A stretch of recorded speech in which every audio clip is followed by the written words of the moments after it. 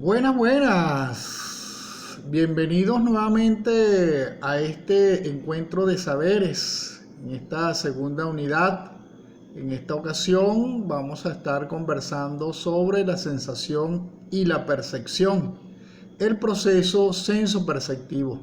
Les recuerdo que esta es una de las leyes que se generaron en la tercera etapa de la psicología como ciencia, las leyes de la percepción, además de la ley del aprendizaje. Pero en este caso vamos a estar hablando sobre la primera.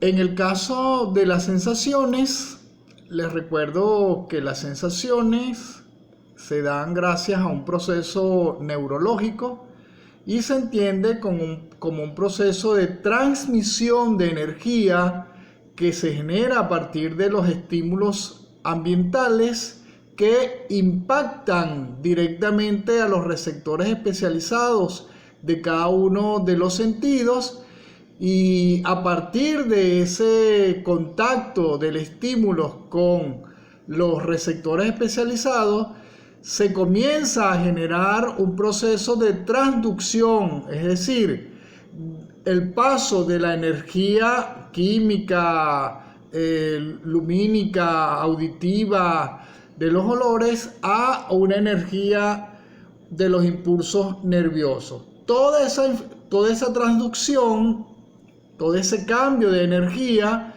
se hace a través de los nervios hasta la corteza cerebral. Hasta allí se da el proceso de la sensación. Es un proceso netamente neurológico. Por supuesto, en ese proceso de las sensaciones van a participar cada uno de los sentidos, el de la visión, que es una de las modalidades, el auditivo, el táctil, el olfativo y el gustativo. Fíjense que ahí tenemos las condiciones o atributos de las sensaciones. Entonces tenemos las modalidades y la intensidad. Las modalidades, bueno, ya saben que son el visual, el auditivo, el táctil, el olfativo y el gustativo. En cuanto a la intensidad, tenemos 4 cualidades. Tenemos 4 características, quise decir, la cualidad, la duración, el tono afectivo y el contenido intelectual. La cualidad tiene que ver con la diferenciación que hacemos cada uno de nosotros de los sentidos. Se diferencia el sentido visual del auditivo, el auditivo del táctil, y así se diferencia cada uno de ellos.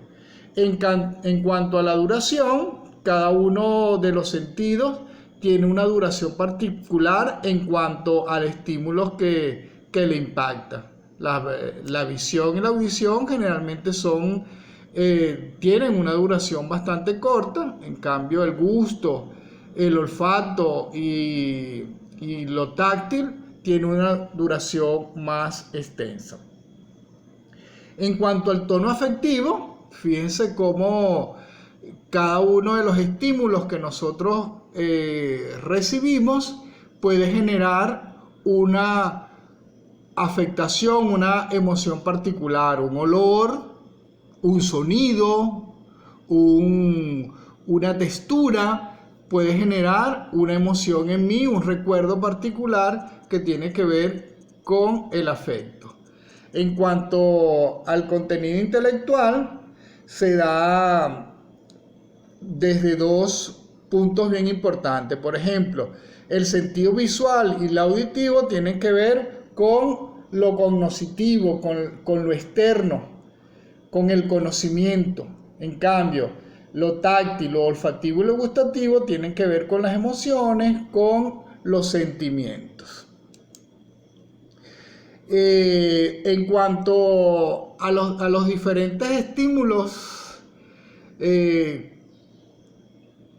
impactan a cada uno de los receptores especializados de los sentidos, que tiene que ver, por supuesto, con esto que hablaba inicialmente yo, en los estímulos ambientales, que es la transmisión de energía, esa transmisión de energía que se ve aquí, Eso tiene que ver con los diferentes tipos de estímulos y por supuesto de la energía particular que genera. Estímulos mecánicos, térmicos, eléctricos, luminosos, acústicos y químicos. Cada uno de esos estímulos impacta directamente a los receptores especializados, que es una energía física, y a partir de allí comienza un proceso de transducción aquí en las sensaciones para ese cambio de impulso energético a impulso nervioso.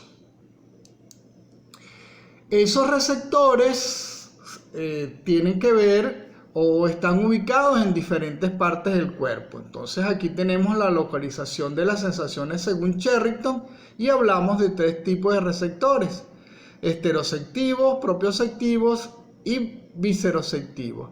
Y las sensaciones son esteroceptivas. ¿Por qué esteroceptivas? Porque reciben los estímulos externos del exterior. ¿Por qué son propioceptivas esas sensaciones según Sherrington? Porque reciben la información de los músculos. Y las interoceptivas porque reciben la información de los órganos, de las vísceras. Esa es la clasificación según Sherrington. Repito: esteroceptivas, propioceptivas e interoceptivas. Para que los impulsos que generan los estímulos tengan su razón de ser, hablamos de los umbrales, es decir, de la intensidad que tiene cada uno de los estímulos para generar una reacción o para generar una percepción. Entonces hablamos de umbrales sensoriales absolutos y de umbrales sensoriales diferenciales. Recuerde: intensidad absoluta, intensidad diferencial. Los umbrales absolutos tienen que ver con la energía mínima que necesita un estímulo para producir una respuesta, es decir, para generar una percepción. Cuando esa intensidad absoluta está por debajo de esa intensidad necesaria, hablamos de absoluto subliminal o absoluto subumbral. Y si es muy intensa, dañina, hablamos de supraumbral o supraliminar. En cuanto a los umbrales diferenciales, hablamos de umbral diferencial cuando comparamos las intensidades de algunos de los sentidos. Por ejemplo, ¿qué diferencia en el ejemplo que está aquí en la lámina? ¿Qué intensidad mínima necesita este verde de este verde para diferenciarlo, para yo diferenciarlo? En cuanto a sonido, ¿qué tanto volumen le tengo que dar yo al radio, al tocadisco, a determinado ruido para yo diferenciarlo? Si es un sabor, ¿qué tanto, si es dulce, qué cantidad de azúcar le tengo que yo ir poniendo a una sustancia para que se diferencie de la otra? Así también con lo táctil. Si hablamos de presión, por ejemplo, ¿qué tanta presión voy a ir generando yo para que se diferencie una presión de otra? O el calor, ¿qué tanto calor debo yo ir aumentando para que el sujeto sienta esa diferencia? Eso tiene que ver, por supuesto, todo con la sensación. Aquí hablamos de la sensación, pasamos a las percepciones. La percepción es sencillamente la reacción que tengo yo de las sensaciones, es decir, el análisis que hago yo, la comparación que hago yo, la incorporación que hago yo, la respuesta que doy yo a los estímulos. Fíjense, en las sensaciones no hay respuesta, en las percepciones sí. Cada una de esas informaciones que generan los estímulos que llega a la corteza cerebral llega a alguna parte particular del cerebro. Por ejemplo, en el frontal tenemos, fíjense allí, se detalla el razonamiento, el movimiento, las emociones, la atención y el lenguaje. En el lóbulo parietal, el tacto, el gusto, el olfato, la presión, la temperatura. En el lóbulo occipital, la visión. Y en el temporal, la audición, la memoria y el aprendizaje. Allí llega la información particular en ese proceso de traducción hasta en las sensaciones hasta la corteza cerebral. Allí, cuando llega la corteza cerebral a cualquiera de estos lóbulos, se analiza esa información.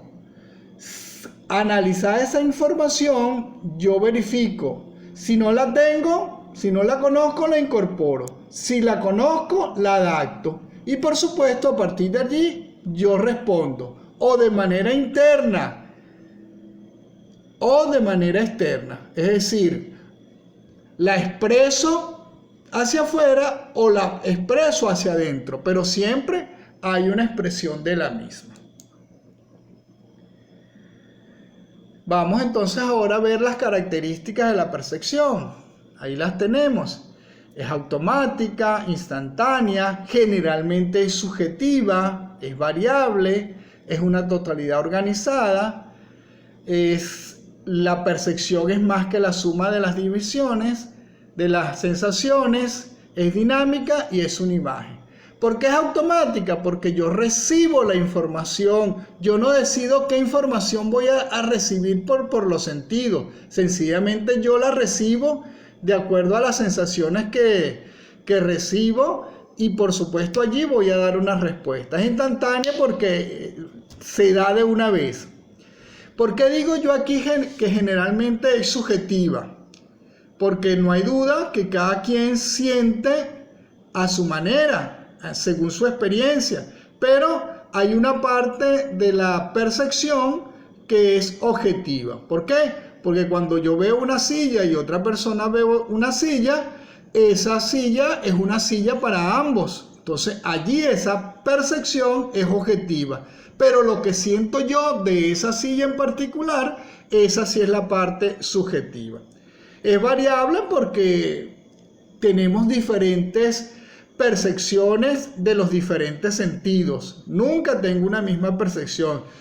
Si yo percibo hoy la clase de psicología de una manera, pero mañana, pasado o cuando termine la asignatura la voy a ver de una manera diferente.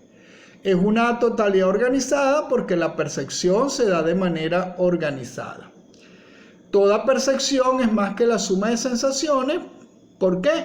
Porque yo integro de alguna manera todo lo que siento y doy una respuesta. No es que voy separando las sensaciones, sino que tengo una percepción de manera integral.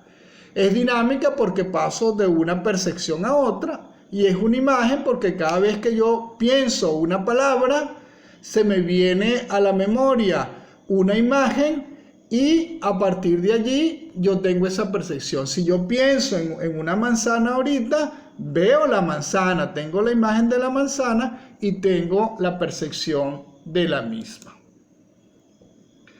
Vamos entonces a conversar ahora de las fases de la percepción. Fíjense, ahí tenemos combinación e integración de las sensaciones, discriminación de los grupos sensoriales, completación de conjunto, la identificación y la objetivación.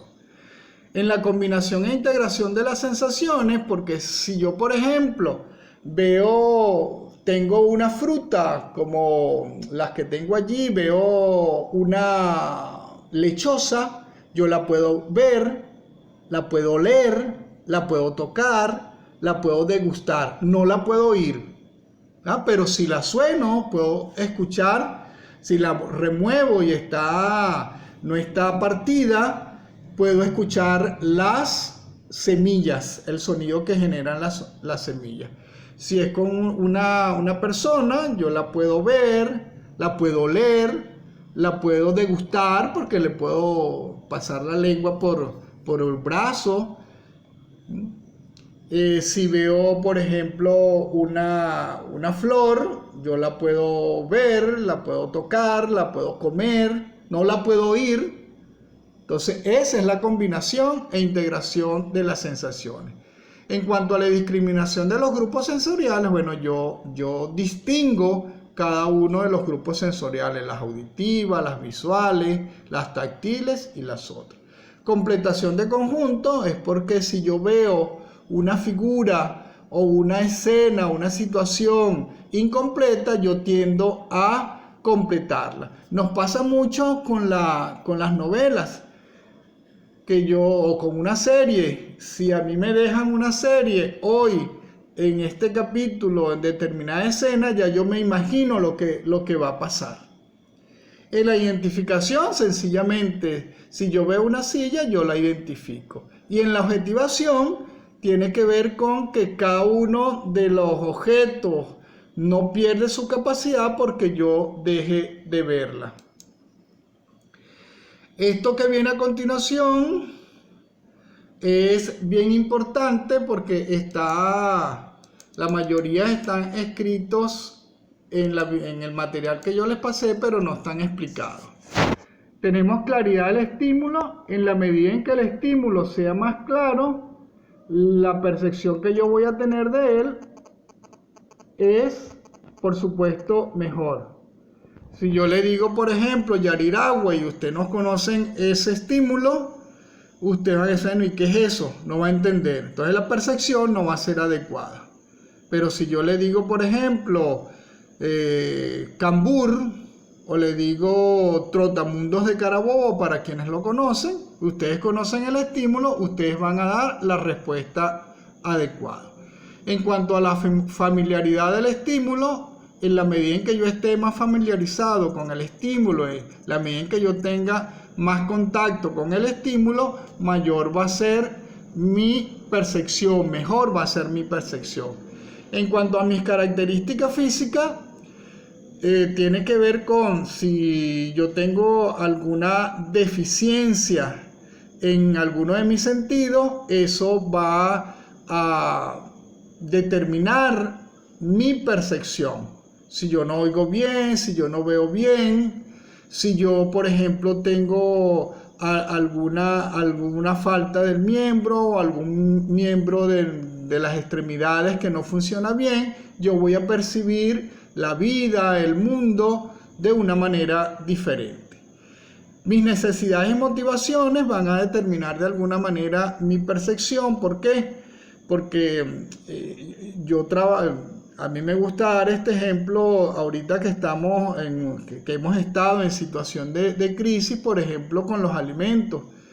Antes nosotros veíamos una harina pan diferente a como la vemos ahorita, porque antes la encontrábamos cuando queríamos y teníamos mejor acceso a ella. Ahora no. Por ejemplo, con la gasolina. Yo ahorita veo diferente a la gasolina por la situación de escasez que se presente. Si yo estoy motivado a lograr pasar la asignatura de psicología, por supuesto que la voy a percibir de una manera diferente. En cuanto a mi estado de alerta, tiene que ver con si yo estoy despierto, si yo estoy somnoliente, si yo estoy durmiendo, cómo voy a percibir mi entorno. En cuanto a mis valores, si yo creo en la amistad, yo voy a percibir a mi amigo de una manera diferente. Si yo creo en la honestidad, si yo practico la honestidad, yo voy a ver mi relación con el otro de una manera diferente. Mis conocimientos también influyen en la percepción. Por ejemplo, no es igual la percepción que tienen ustedes en la universidad ahorita en el cuarto semestre a la percepción que tenían de la universidad cuando comenzaron. O no es igual la percepción que tenga un médico cirujano recién graduado que un médico cirujano que tenga 10, 20 años de graduado. Mis sentimientos, si yo estoy enamorado, voy a ver la situación diferente. Si estoy lleno de rencor con cierta persona, por supuesto la voy a percibir de una manera diferente. Mis experiencias tienen que ver también con mis conocimientos. En la medida en que yo tenga más experiencia, voy a percibir la situación de una manera diferente. La situación en la que sucede la percepción también tiene que, por supuesto, determinar la percepción que yo tenga en ese momento. No es igual, por ejemplo, esperar a un transporte público lloviendo a esperar el transporte público frente a mi casa o esperar el transporte público debajo de una parada que tenga su techito, pues. En cuanto a mi concepto personal, tiene que ver con qué pienso yo de mí mismo, cómo me veo yo mismo frente a las situaciones que se me presentan. La cultura también es un factor que influye en la percepción. Cada cultura tiene su forma de percibir su mundo, su ambiente. Y en cuanto a la estructura mental, que tiene un poco que ver también con mi concepto personal, es cómo me relaciono yo con el ambiente generalmente. Por ejemplo, si yo digo la palabra raíz es diferente para un matemático, para un agrónomo, para un odontólogo. O si yo digo otra expresión, otra palabra que tenga que ver con amor, va a depender de mi estructura o set mental. Fíjense que el tema se llama proceso sensoperceptivo. ¿Por qué proceso? Fíjense que yo escribo aquí unido, pero no revuelto.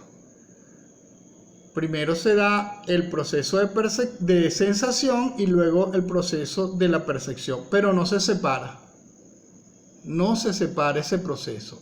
Es un proceso integral. Lo separo yo aquí como aspecto pedagógico. Ese proceso sensoperceptivo los explican diferentes autores. Entonces se plantean los enfoques. Por ejemplo, la percepción para los empiristas, ellos dicen que se percibe gracias a la experiencia. Para los conductistas, esa percepción se da gracias a la relación entre el estímulo y la respuesta y el estímulo. En cuanto a la teoría de la Gestalt, el enfoque de la Gestalt, dice que la percepción se da de manera organizada, de manera holística, de manera integral, de manera global. En cuanto al enfoque gicksoniano, plantea que se percibe gracias a que los estímulos son ricos en información. O sea, gracias a que ellos tienen esa información per se, de allí es que lo percibimos. En cuanto al enfoque del proceso de la información, ese enfoque explica que el individuo no tiene esa capacidad de percibir muchos objetos a la vez. Entonces se procesa la información de manera particular, de manera detallada, porque no la podemos percibir de muchas formas o muchas a la vez. Y en cuanto al enfoque computacional, tiene que ver con que se percibe de acuerdo a la información que se recibe. Yo recibo una información, la proceso y a partir de allí es que la percibo. Vamos entonces ahora con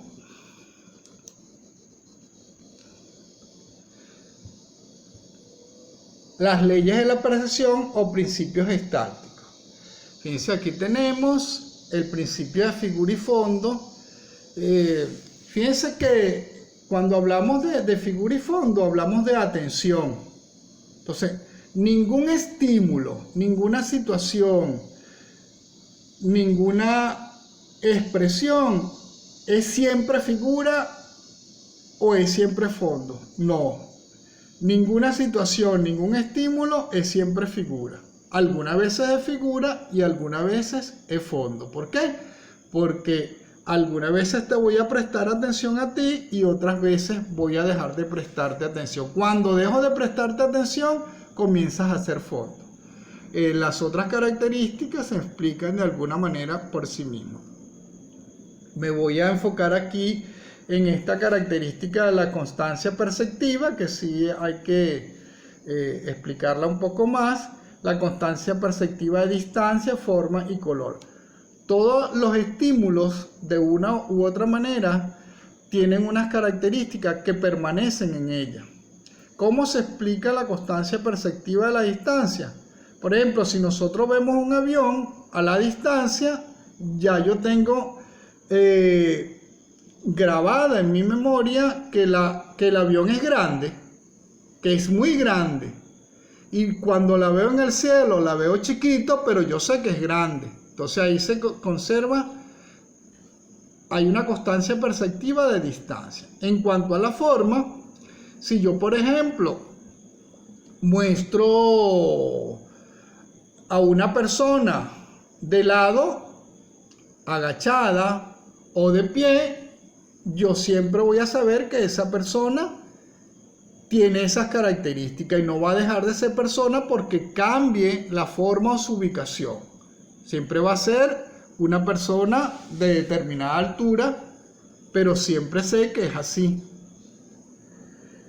En cuanto al color, hay estímulos que conservan su color. Por ejemplo, yo no voy a pensar en una nieve que sea verde o amarilla. La nieve va a conservar su color, siempre va a ser blanca. O un carbón siempre va a ser negro. Esa es la constancia perceptiva. En cuanto a las diferencias entre sensación y percepción, bueno, ya sabemos que la sensación es neurológica, la percepción es psicológica. La sensación se da de la misma manera en todos los organismos. ¿Por qué se da de la misma manera en todos los organismos? Porque llevan o generan el mismo proceso de transmisión y transducción de energía física a energía biológica, a energía. Percepción es subjetiva y selectiva y varía de un sujeto a otro. Vamos ahora a conversar sobre las psicopatologías de las percepciones. Tenemos las alteraciones cuantitativas, fíjense, cuantitativas, es decir, de cantidad. Es la disminución o aumento, exageración de la percepción, o disminución o aumento. Por ejemplo, aquí tenemos la anestesia, la hipoestesia, hiperestesia, la misofonía que tiene que ver con la audición, la sensibilidad química múltiple que tiene que ver con los olores, la sensibilidad a los olores. Y tenemos las alteraciones cualitativas que son las ilusiones y las alucinaciones. Las ilusiones son psicopatología de las percepciones que se dan ante un objeto real que existe, pero se modifica la percepción. En cambio, las alucinaciones son percepciones que se dan ante objetos o situaciones inexistentes. Tenemos los errores típicos de la percepción, que son la estereotipia, efecto del halo, percepción selectiva, efecto de contraste, defensas perceptivas y proyección. En cuanto a la estereotipia, tiene que ver con que generalmente yo juzgo o yo catalogo a un sujeto con esas características como que si fuera del grupo. Por ejemplo, ¿todos los banqueros son corruptos? No tiene por qué ser así. Ese es un error típico de la percepción. ¿Todos los chavistas son malos? No tiene por qué ser así. ¿Todos los de la oposición son malos? No tiene por qué ser así. Entonces, ese es el estereotipo, el error típico de la estereotipia. Es decir, yo englobo en esas características al sujeto que pertenece a ese grupo. Todos los que usan lentes, todas las personas que usan lentes son inteligentes. No, no es así. En cuanto al efecto del halo, tiene que ver con los procesos de selección. Entonces, yo en ese proceso de selección voy a tomar en cuenta características que no tienen que ver con el proceso de selección propiamente dicho. Por ejemplo, si yo tengo que elegir una Miss y en esa Miss está un familiar mío o alguien muy cercano a mí, si aplique ese error típico del efecto de halo, yo lo voy a elegir a ella por esa característica y no por lo que tengo que elegirla de acuerdo a las reglas del concurso. En cuanto a la percepción selectiva, bueno, yo percibo algunas características sí y otras no en las diferentes percepciones. En cuanto al efecto de contraste, bueno, ahí mismo lo dice, que yo voy a contrastar una característica con otra. El alto del flaco, perdón, el alto del bajo, el gordo del flaco, el feo del bello, el malo del bueno. En cuanto a la defensa perceptiva, el error típico de la defensa perceptiva es que yo no quiero darme cuenta de una percepción, de una situación, porque me afecta directamente. Por ejemplo, si yo tengo un hijo que yo sé que tiene un mal comportamiento y los demás me vienen a decir que él tiene mal comportamiento, yo no acepto eso. Yo no acepto que me hablen mal de mi hijo que tenga ese mal comportamiento. Ahorita se ve mucho en el aspecto político ese error típico de la percepción. Por ejemplo, para los chavistas todo está bien. Ellos no se quieren dar cuenta o ellos no aceptan de que la situación de alguna manera tiene unas características particulares, pero ellos no aceptan eso. En cuanto al error típico de la proyección, en este caso yo asigno a otras personas características propias mías. Por ejemplo, si yo soy irresponsable, yo le puedo decir a la gente, cónchale, pero no seas tan irresponsable, vale, haz las cosas bien, pero el irresponsable soy yo. También puedo decir, mira, no seas grosero, y yo soy el que digo grosería con cierta frecuencia. Por ejemplo, claro, hay que tomar en cuenta que si realmente el otro sujeto tiene esas características y yo no las tengo y yo se las digo, ahí no hay proyección alguna. Bueno, nos hemos paseado rápidamente por este proceso de la percepción, del ascenso, percepción, y espero sus dudas, consulten sus dudas para que tengamos ese proceso de interacción, de compartir experiencias y conocimientos. Bueno, encantados de haber compartido con ustedes. Chao.